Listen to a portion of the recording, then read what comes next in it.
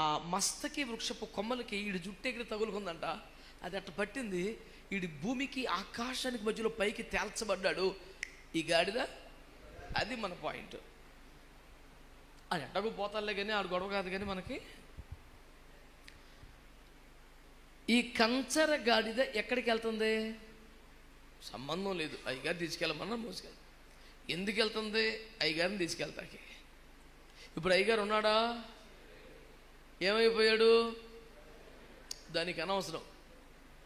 ఇప్పుడు అయ్యగారు లేడుగా, లేడు. అయినా వెళ్తున్నావుగా, నేను పోతాను.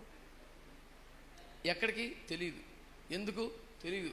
అయ్యగారు ఏమయ్యాడు తెలియదు. అసలు బరువు తగ్గిపోయింది, సడన్గా తేలిపోయిందే. అయ్యగారు లేడు, ఏమయ్యాడో అసలు సోయి ఉందా? లేదు. దాని పేరే కంచర గాడిద. లేకపోతే అనవసరం చోట్లకి వెళ్ళటం వల్ల, ఎవరోడితో మాట్లాడటం వల్ల నీ పరిశుద్ధిలో కొంచెం తగ్గింది, నీ ప్రార్థన జీవితం వేడి తగ్గింది. నీవు బ్రతుకున్నది ఎందుకు? నీవు మోయించున్నది ఎవరిని? ఎక్కడికి వెళుతున్నావు? నీ ఉద్దేశం ఏంటి? నీ మీద కూర్చున్న వాని స్వరము వినాలి కదా. యోబు గ్రంథంలో అంటాడే, తోలి వాని కేక వినని గాడిద వల్లే నీవు ఉన్నావని. నీకు యజమానుడు ఉన్నాడా? నిన్ను తోలువాడు ఉన్నాడా? అతను నడిపింపులో ఉన్నావా? ఏ వైపునికి వెళుతున్నావు? ఎవరి భారాన్ని మోస్తున్నావు? ఏ గమ్యానికి వెళ్తున్నావు?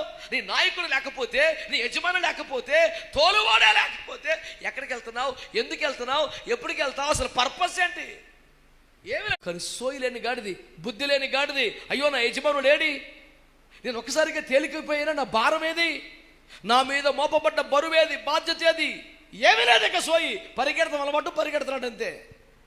మీ వీపుల మీద యజమానిని మోయిచునే పరిగెడుతున్నారా? తోలువాన్ని మోస్తూనే పరిగెడుతున్నారా?